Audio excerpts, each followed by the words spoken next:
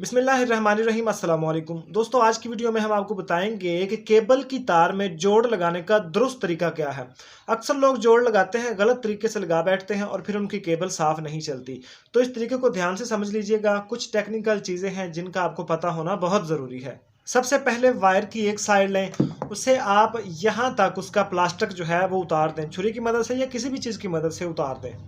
تو یہ پلاسٹک اتر گیا۔ اس کے بعد یہ جو باریک وائرز ہیں ان کو آپ لوگوں نے پیچھے کرنا ہے، اس طرح ایک ایک کر کے اسے ادھیڑیں گے تو یہ پیچھے ہوتی جائیں گی۔ یہ دیکھیں الگ ہو گئی، فوم بھی ہم الگ کر دیں گے۔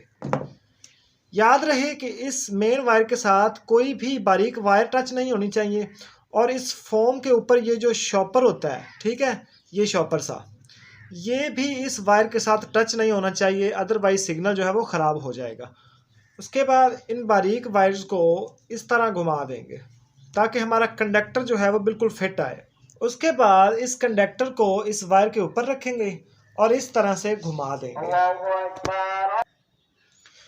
تو دوستو اس کو اس طرح گھما کے اس وائر پہ فٹ کر دیں گے، ٹھیک ہے۔